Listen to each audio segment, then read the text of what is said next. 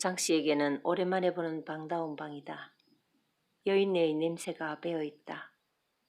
농이며 문갑이며 기름기가 줄줄 흐르는 역시 대갓집 안방다운 방이다. 잠시 기억을 되살려보는 장 씨는 한복을 가지런히 차려입은 그 중년의 여인이 기억난다.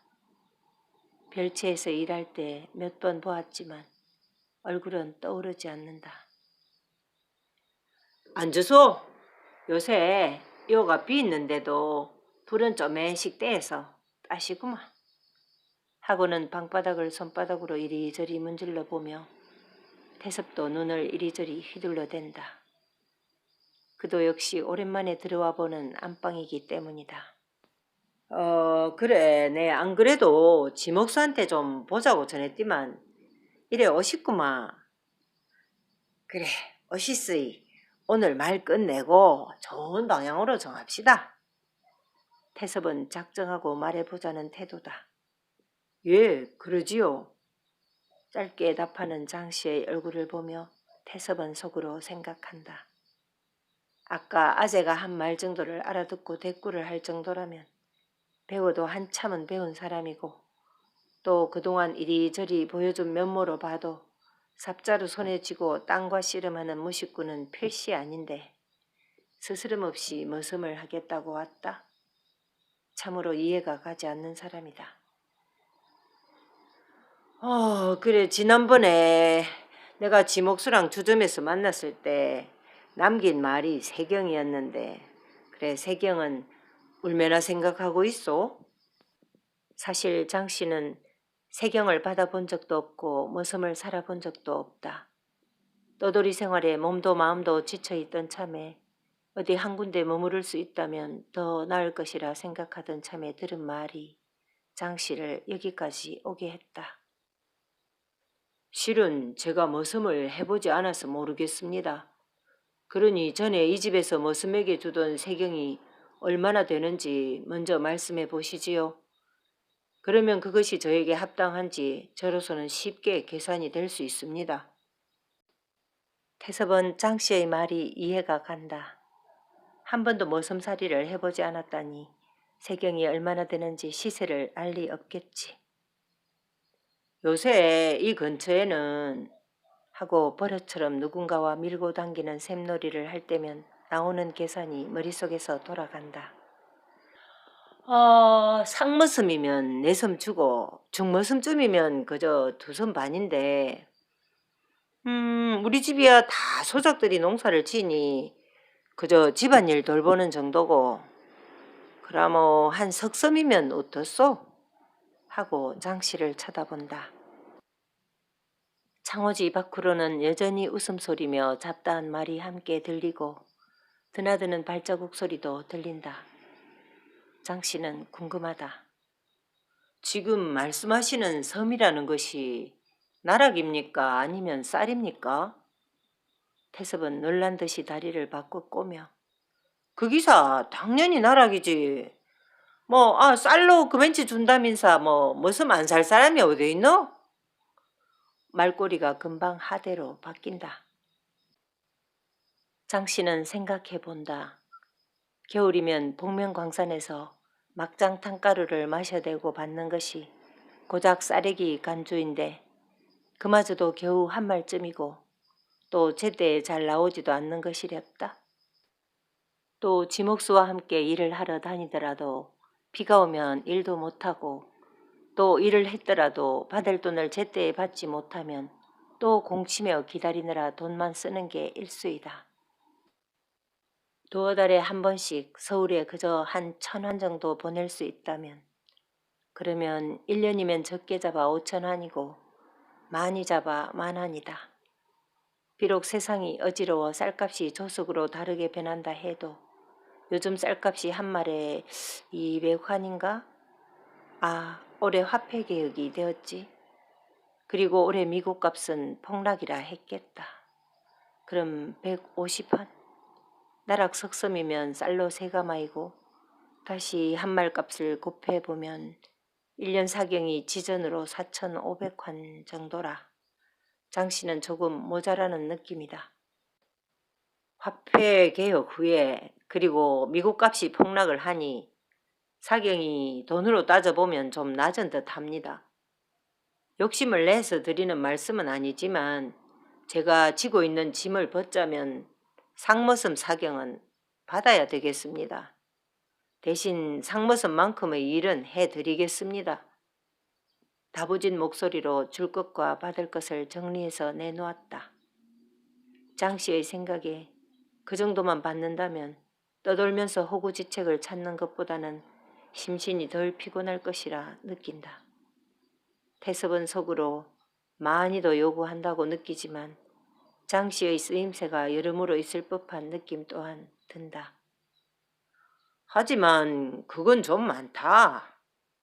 물론 고가가 하루가 다르게 변한다 해도 그래도 쌀은 쌀인데 하고는 말을 끊고 장 씨의 얼굴을 보며 반응을 살피지만 장 씨는 아무 말이 없다. 그 뜻은 주장을 물리지 않겠다는 뜻이다. 말없이 서로 기다리는 싸움에서 태섭이 지고 말았다.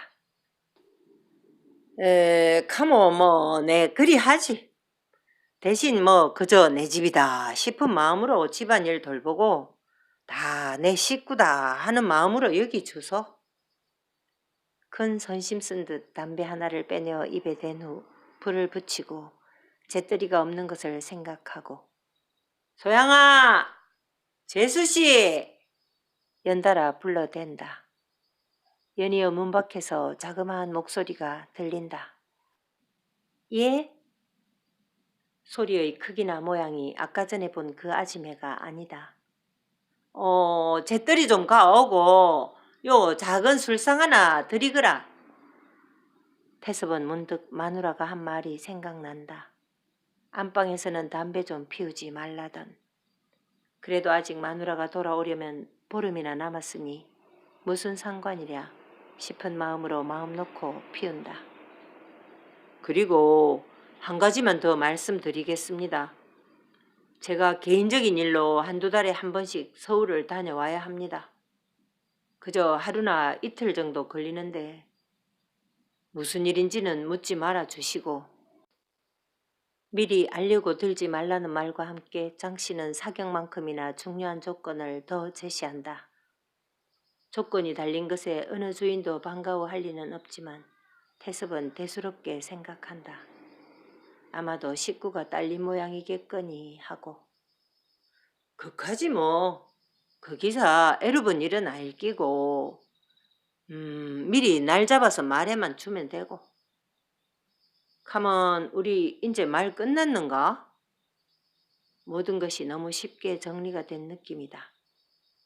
제 생각에는 그렇습니다만 하면서 장 씨는 태섭의 의향도 묻는다. 됐어. 가면 태섭은 이자를 언제 들어오라 하나 하고 생각한다. 당장 아궁이마다 불 때는 것부터 조석으로 넓은 마당을 쓸어대는 것까지 당장이라도 품이 하나 더 있으면 좋지만 선뜻 입으로 내일 오라는 말을 하기가 싫다. 마누라도 소양과 자신에게 중차대한 후손 만들기의 대업을 위해 자리를 비워놓았는데 갑자기 객군을 끼워서 방해받는 것이 싫다. 아직 섣달 보름이 한 열흘은 넘게 남았겠다. 마누라가 지금 공을 들인다고 절에 갔는데 한 보름께 있으면 오는데 장씨도 그때 오면 되겠네. 그리 되겠어? 장씨는 걸릴 것이 없는 사람이다. 오직 서울 출입하는 것만 빼놓고는 그저 바람이 불면 바람 부는 대로 물이 흐르면 물이 흐르는 대로 산 지가 벌써 해방 전부터다. 예, 저는 그리 해도 무방합니다. 그럼 모든 사무가 끝났으니 이제 가려는 듯 일어서는데 아까 태섭이 잃은 술상이 들어온다. 어이구 어데 앉으소. 기왕에 상이 들었는데 한잔 하고 가야지. 태섭은 가급적 우위를 미리부터 인식시키려는 듯 여기저기서 말을 놓기 시작한다. 분명히 그 처자다. 샘일을 할 때 두어 번 본 그 처자인데 딸이라고 하기엔 둘의 분위기가 어울리지 않는다고 느낀다. 또한 세 사람이 집에 들어올 것이면 당연 인사라도 나누게 할 것인데 태섭이 아무 말도 없이 처자를 내보내는 것이나 처자 역시 눈을 내리깐 채 상만 달랑 앞에 놓고 나가버리는 것이 어색해 보이기도 한다. 태섭이 먼저 주전자를 들어 한 손으로 장씨 앞에 놓인 잔에 붓지만 장씨는 잔을 쳐다만 볼 뿐 손에 들지 않는다. 그리고 잔이 차자 장씨가 주전자를 받아든 후 두 손으로 태섭의 잔에 채우지만 이번에는 태섭도 잔에 손을 대지 않은 채 그저 기다린다. 장씨는 두 손으로 술을 따른 것으로 예를 표하고 태섭은 잔에 손을 대지 않은 것으로 응대한 것이다. 둘은 동시에 술을 마신 후 태섭이 안주를 씹으며 먼저 말한다. 아래채에 있는 방이 장씨가 쓸 방이요. 동생이 별채로 살림 나기 전까지 쓰던 방이라 괜찮을 거요. 그래도 이따 한번 보고나 가야지. 불은 잘 들고. 뭐 안 들면 당신이 고치면 되지. 안 그랬어? 술상이 앞에 놓여 있지만 더는 할 말이 없다. 장씨는 빨리 가고 싶은 마음이다. 하지만 태섭은 이자가 누군지 더 알고 싶은데 아까 들은 말이 기억난다. 알려고는 하지 말라던. 그러니 물을 수도 없겠다. 그래서 엉뚱한 말로 떼어 붙인다. 어데? 안동이 본관인가? 인근에는 안동 장씨가 허다한지라 그렇게 물었다. 장씨는 과묵하게 입안에 든 안주를 천천히 다 삼키고 난 후에 태섭의 눈을 똑바로 보며 안동이 아니고 인동입니다. 고려시대 삼중대강 신호위 상장군을 지낸 장금룡의 후손입니다. 인동지역이 옥산으로 불리기도 해서 누군가는 옥산을 본관으로 부르기도 하지요. 태섭은 기가 차다. 머슴살놈의 입이 조상들 족보까지 꿰차고 있다니 머슴은커녕 동네에서 배웠다 하는 사람들보다도 더 학식이 있겠다 싶다. 그렇구만. 암튼 장씨가 내 대신 집안일을 좀 잘 돌봐야 돼. 내는 바깥일로 행가히 바빠야지. 하고는 또 한 잔을 들이키는 태섭의 얼굴이 온통 홍당무처럼 붉다. 원래 술을 많이 마시지 못하는 태섭이다. 날이 다 저물었는지 방 안이 어두워졌다. 장씨는 일어선다. 그리고 말한다. 그럼 보름 지나고 그 다음 날 오겠습니다. 고개를 정중히 굽혀 인사를 남기고 어두워진 밖으로 나온다. 술에 달구어진 얼굴이 섣달 저녁 공기에 싸하게 느껴진다. 헛기침을 하고는 마루에 앉아 군화끈을 조여매는데 전기에서 육중한 허리를 오리걸음으로 흔들며 그 아지매가 나온다. 와예, 가실라꼬 예? 인자 저녁 막 디릴라꼬 하는데? 아닙니다. 마신 술이 저녁값을 합니다. 안주도 넉넉히 먹었고. 고맙습니다. 장씨는 허리를 적당히 숙여 인사를 건넨 후 돌계단을 내려와 대문으로 나서는데 뒤에 있는 광수애미가 넋을 놓고 어둠 속으로 사라지는 장씨를 보고 있다. 아이고, 어쩌면 저리 늠름할까이. 두부모판처럼 모든 게 반듯한 장씨의 말과 행동에 그저 두루뭉실하게만 살아온 광수애미는 신랑과 비교를 안 할 수 없다.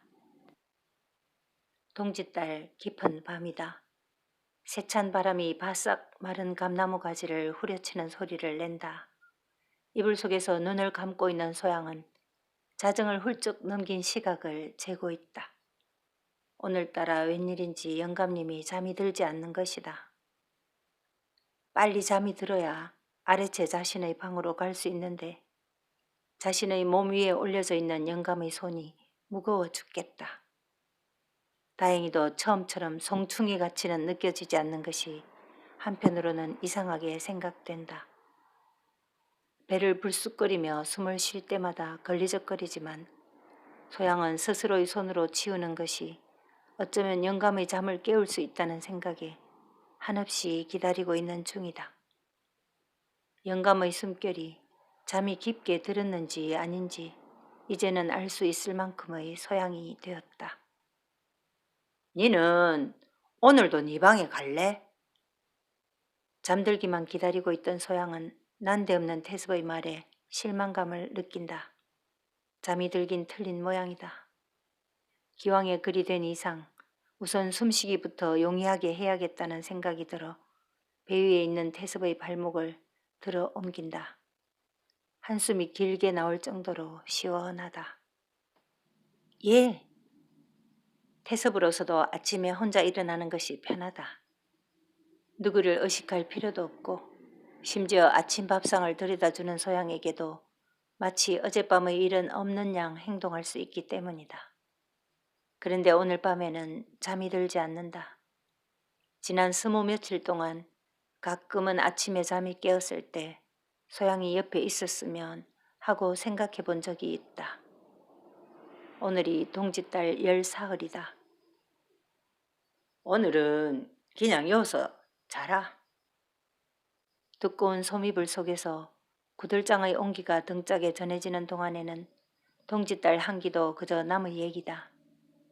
천장만 바라보고 누워있는 자세가 불편했던지 태습이 소양을 향해 돌아 누우며 다시 그 무거운 손을 소양의 가슴팍에 올리고 하는 말이다.